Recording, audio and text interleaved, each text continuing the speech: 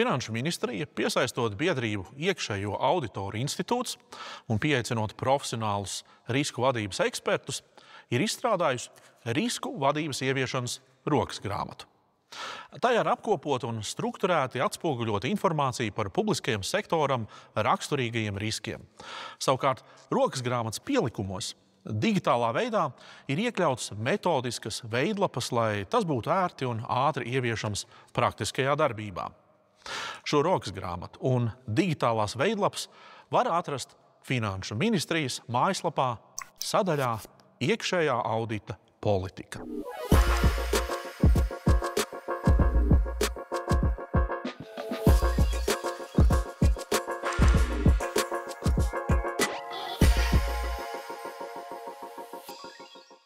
Stāstā par risku vadības procesu pēdējais posms ir uzraudzība. Ir paveikta risku identificēšana, analīze, novērtēšana, rīcības ar riskiem ir apsvērtas, ir izveidots risku reģistrs un mazināšanas pasākumu plāns, taču darbs un atbildība ar riskiem nebeidzas. Riski pastāv nenoteiktībā un mainīgā vidē.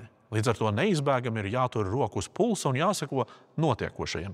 Jāuzrauga, kas notiek ar iepriekš veiktiem novērtējumiem un pieņemtajiem lēmumiem un jārunā par to.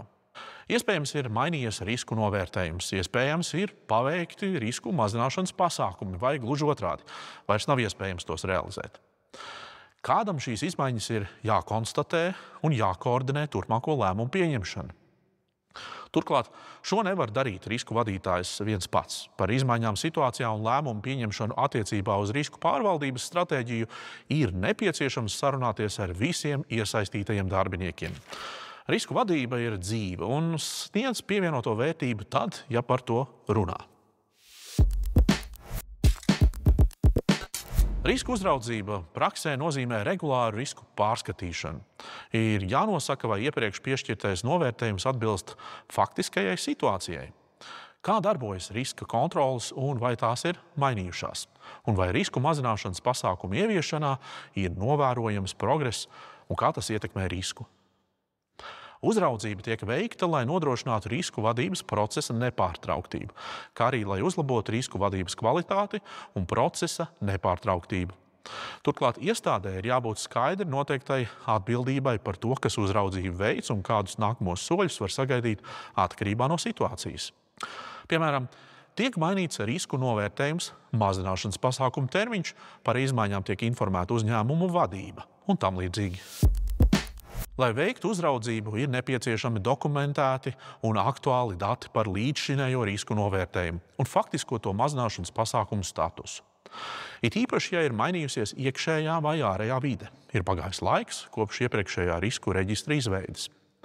Lai aktualizētu informāciju, nepieciešams dialogs ar risku īpašnieku un tā pārvaldībā iesaistītajiem darbiniekiem. Atkarībā no pienākumu sadalījuma informācijas aktualizāciju var veikt risku vadītājs vai pats risku īpašnieks.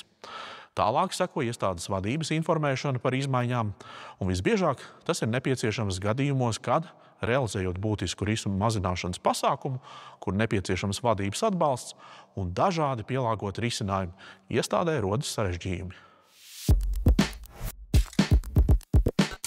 Uzraudzības un pārvērtēšanas rezultātus var izmantot ziņojumu sagatavošanai un iestādes sniegumu novērtēšanai. Risku vadītāja pienākums ir koordinēt un inicijēt risku uzraudzību un būtisku izmaiņu eskalēšanas iestādes vadībai. Tas nozīmē, ka risku vadītājs arī var ziņot vadībai par pieaugušiem akūtajiem riskiem, it īpaši, ja saredz, ka risku īpašnieks vai struktūrvienības vadītājs to nedara. Risku īpašnieku pienākums ir sniegt informāciju, uzraudzīt riskus un eskalēt informāciju par būtiskām izmaiņām lielākajos riskos. Iestādes vadības atbildība ir noteikt riskus, padziļināt analizēt, ja tas nepieciešams, kā arī saņemt informāciju par eskalāciju no risku īpašniekiem, pieņemt nepieciešamos lēmumus un virzīt procesus risku pārvaldībai. Risku uzraudzības ziņošanu var apvienot vai sasaistīt ar jau esošajiem iestādes regulārajiem ziņošanas un uzraudzības procesiem. Piemēram, ar ziņošanu par iestādes darbības rezultātiem un darba plānu izpildi. Tas nozīmē, ka atbilstoši plānotajiem pasākumiem un termiņiem atbildīgie par risku mazināšanas pasākumiem sniedz atskaites darba grupai un vadībai. Lai uzskatāmi parādītu risku mazināšanas pasākumu uzraudzību, var izmantot veidlapu riska profils. Profils satura informāciju par risku, to veicinošajiem faktoriem, riska rādītājiem, kontrolas dokumentāciju un rīcības plānu. Lai uzraudzītu risku mazinošo pasākumu izpildi, labs uzskats materiāls, ko var izmantot, ir luksofora princips. Regulāri sniedzot atskaites, ir redzams, kādā izpildes posmā pasākumu ieviešana notiek, cik tas ir kritiski. Taču pamata dokuments, kurā jāatspoguļo risku uzraudzības rezultāti, ir risku reģistrs, risku mazināšanas pasākumu plāns vai arī ap vienlaikus. Turklāt neaizmirstiet aktualizāciju veikt tā, lai izmaiņas un domu gaita būtu atsekojama, lai pēc kāda laika, atkal atgriežoties pie risku novērtējumu vai atskatoties, kā veicies ar risku mazināšanu, būtu fiksēta informācija, piemēram, par to, kādēļ iepriekš riskam paaugstināts novērtējums vai pārcelts risku mazināšanas pasākumu termiņš. Risku karte ir kopējais iestādes visu risku novērtējumu vizuāls attēlojums. Tas ir papildu rīks, kas var noderēt risku uzraudzībai, gūstot labāku priekšstatu par iestādes kopējo risku līmeni un profilu. Vienā grafikā pārskatām ir redzams risku skaits dažādos novērtējumu līmeņos uz varbūtības un ietekmes asīm. Papildu tam, atkarībā no iestādē apstiprinātās risku pārvaldības stratēģijas, tas var būt vizuāli atspoguļot paredzamo pārvaldības pieeju atkarībā no risku pakāpes. Sagatavotajā piemērā ir attēloti 6 riski.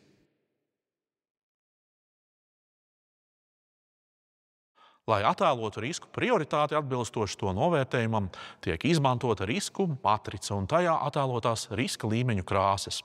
Piemēram, sarkanā zona – ļoti augsta līmeņa risks, oranžā zona – augsta līmeņa risks, dzeltenā zona – vidēja līmeņa risks un zaļā zona – zema līmeņa risks.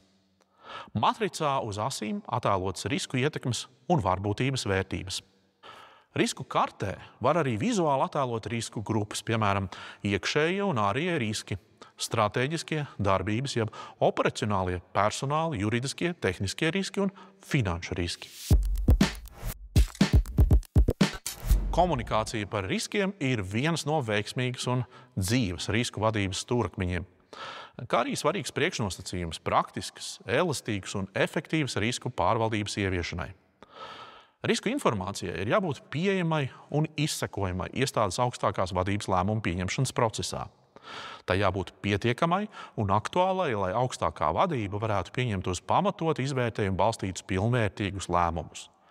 Tāpat risku informācijai jābūt viegli atrodamai visiem pieejamiem darbiniekiem, kas iesaistīti risku vadībā un kam tā var būt noderīga. Savukārt informācijas lietotājiem, iestādes augstākai un citu līmeņu vadībai, darbiniekiem, kas strādā ar riskiem, jāspēj definēt, kādu risku informāciju tie vēlas saņemt, kāda informācija par riskiem ir nepieciešama operatīvai ikdienas vadībai un lēmumu pieņemšanai.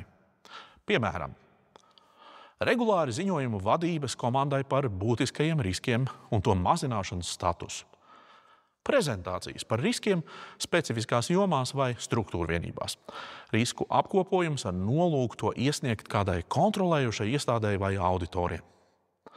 Risku pieminēšana, pārunājot nākamā gada plānus un izaicinājumus darbinieku ikgadējā plānošanas sanāksmē un tam līdzīgi.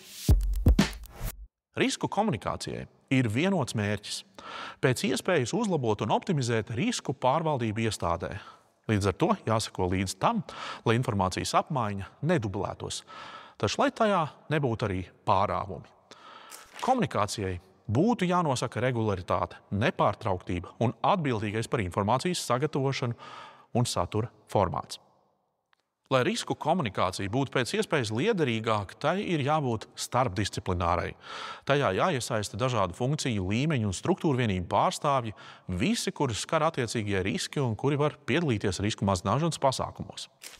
Risku informācijas apriti un komunikācija ir liederīgi iekļaut esošajā komunikācijas un ziņošanas kanālu listē.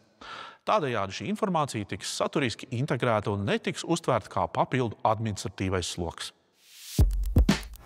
Lai jūs iedrošinātu pēc iespējas izmantot risku informāciju un runāt par riskiem, lūk piemēri un uzskaitījums tiem procesiem, kuros to var iekļaut. Iestādes stratēģijas, izstrāde un stratēģisko mērķu noteikšana, stratēģijas apstiprināšana, iestādes stratēģijas izpildes ziņošana, ikgadējo vai vidēja termiņu darbības plānu izstrāde, ikgadējo vai vidēja termiņu darbības plānu izpildes ziņošana. Risku komunikāciju var iekļaut regulārās operatīvās iestādes vadības un struktūru vienību vadītāju sanāksmēs. Tāpat regulārā lēmuma pieņemšanā par investīcijām, budžeta sadalījumu un izlietojumu, projektu apstiprināšana un uzraudzību un tam līdzīgi dažādos iestādes vadības līmeņos, jo īpaši augstākajā un vidējā vadības līmenī. Vēl risku komunikāciju var iekļaut struktūru vienību operatīvajā darba plānošanas un uzraudzības sanāksmēs, uzdevumu un mērķu izpildes uzraudzības un statusa pārunās. Un visbeidzot, risku informāciju var iekļaut specifiskos pasākumos un sanāksmēs, kas paredzēts tieši ziņošanai par riskiem.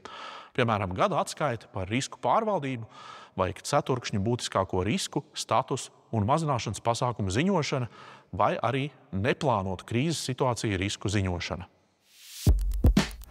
Papildu risku ziņošanai ir ieteicama regulāra risku īpašnieku diskusiju grupu organizācija, lai pārunātu risku attīstību, risku mazināšanas pasākumu statusu. Regulāri sanāksmes nodrošina to, ka informācija ir aktuāla un tiek iedzīvināta risku vadības kultūrā dažādos līmeņos, kā arī iestādes vadībai var tikt nodrošināta būtiskākā informācija par riskiem. Kā satura pamatu risku komunikācijai būtu jāizmanto risku reģistrs pilnā vai vienkāršotā pielāgotā formā un risku mazināšanas pasākumu plāns, ja tas veidots atsevišķi. Tas vienkopus atspoguļo informāciju par riskiem un to novērtējumu par mazināšanas pasākumiem un izmaiņu tendencēm. Risku komunikācijai jābūt ar mērķi nodrošināt visus iesaistītos ar vienlīdzīgu informācijas apjomu un vienādot izpratni par risku pārvaldību, dalīties risku vadības pieredzē, nepieciešamības gadījumā saskaņot rīcības un pieņemt informētus lēmumus, nevis tikai formāli atskaitīties kādam, jo šāds pienākums ir uzdots. Vēl viens padoms. Iestādē būtu jāparedz gan skaidri regulēti risku komunikācijas pasākumi ar noteiktu regularitāti un atbildīgajiem, gan arī iespēja veikt komunikāciju neplānotu risku gadījumā. Piemēram, lai reaģētu uz iestājušos risku vai iepriekš neidentificētu riska apdraudējumu pieaugumu. Komunikācijas saturam, regularitātei un iesaistītajiem jābūt noteiktiem iestādes risku vadības kārtībā, procedūrā vai citā normatīvajā dokumentā. Ne visai komunikācijai par riskiem jābūt iestādes vadības līmenī un steidzamai vai pārmērīgi formālai. Atkarībā no nepieciešamības risku komunikācija var notikt arī struktūra vienības ietvaros, sadarbībā ar risku vadītāju vai dažādu nodaļu vadītāju starpā, un tā var notikt neplānoti brīvas diskusijas formā. Līdz ar to komunikācijai par riskiem var izšķirt šādus līmeņus. Pirmais līmenis – komunikācija funkcijas vai struktūra vienības ietvaros par riska profilu izmaiņām, ikdienas sanāksme vai vienkārši saruna. Otrais līmenis – komunikācija ar citiem speciālistiem, parasti darba grupas un starp funkcionālās sanāksmes. Trešais līmenis – eskalācija funkcijas vadītājam, lēmumi uzraudzīt, izstrādāt priekšlikumus ierobežošanai. Ceturtais līmenis – eskalācija augstākai vadībai, kad riskam ir potenciāls atkārtoties, pieaugt, pārsniegt riska apetīti. Un piektais līmenis – eskalācija uzraudzības iestādēm, kad iestādēji var nebūt iespēja pilnībā pastāvīgi tikt galā ar risku un sasniegt iepriekš noteiktos mērķus.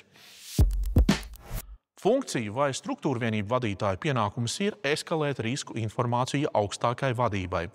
Vismaz par būtiskajiem riskiem, ja pieaug to novērtējums vai rodas šķēršļi risku mazināšanas pasākumu ieviešanai. Risku īpašnieki vai struktūra vienību vadītāji par riskiem var ziņot regulārajās vadības sanāksmēs vai arī atskaitēs. Var ziņot arī 3 līniju modeļu otrajai līnijai. Tas ir kontroles specializētajām funkcijām, piemēram, informācijas drošības vadītājam. Protams, arī risku vadītājiem ir pienākums nodrošināt risku informācijas saturu komunikācijai, veicināt un koordinēt informācijas apmaiņu par riskiem, kā arī ziņot iestādes vadībai par būtiskajiem riskiem un to tendencēm. Ir svarīgi, lai tematiskajai risku informācijai piekļūst attiecīgo funkciju un procesu pārstāvji. Piemēram, personāla vadītājs uzzina visus būtiskākos ar personāla jautājumiem saistītos riskus, kas identificēti struktūra vienībās. IT vadītājs uzzina visus informācijas sistēmas, funkcionalitātes vai drošības riskus un tam līdzīgi. Vēl var būt situācijas, kad nepieciešams sagatavot specializētu informāciju par riskiem ārējām pusēm pēc pieprasījuma vai ierastajos ikgadējos pārskatos. Arī šeit piedalās risku vadītājs un attiecīgie risku īpašnieki. Tomēr ir iespējami dažādi šķēršļi efektīvai komunikācijai par riskiem. Piemēram, vadības un vadītāja nepieejamība, lai iepazītos ar riska informāciju. Nav ērtu un ātru komunikācijas formu un kanālu. Lēmumu pieņēmējiem nav pilnvērtīga un savlaicīga informācija. Kavēšanās pieņemt lēmumus riska vadīšanai un mazināšanai. Drosmes trūkums lēmumu pieņemšanā. Vēršanās pret ziņnesi. Koncentrēšanās uz lielām neatbilstībām, nepamanot mazus signālus potenciālam riskam. Operacionālie jautājumi norit ātrāk nekā riska ziņošana augstākajai vadībai. Lai šos šķēršļus apietu, ieteicams ņemt vērā jau minētos padomus par riska komunikācijas regularitāti, atbildīgajiem un formalizāciju, kā arī, lai būtiski uzturētu un attīstītu labvēlīgu risku vadības kultūru. Risku komunikācijai noteikti būs līdzvērtīgas iezīmes kā iestādes vispārējai komunikācijas kultūrai. Tādēļ izmantojiet to, kas jūsu iestādē jau veiksmīgi strādā, un, ja redzat nepieciešams uzlabojums vispārējā informācijas apmaiņā, tad strādājiet ar to, risku vadībā tiks sasniegt vairāki panākumi.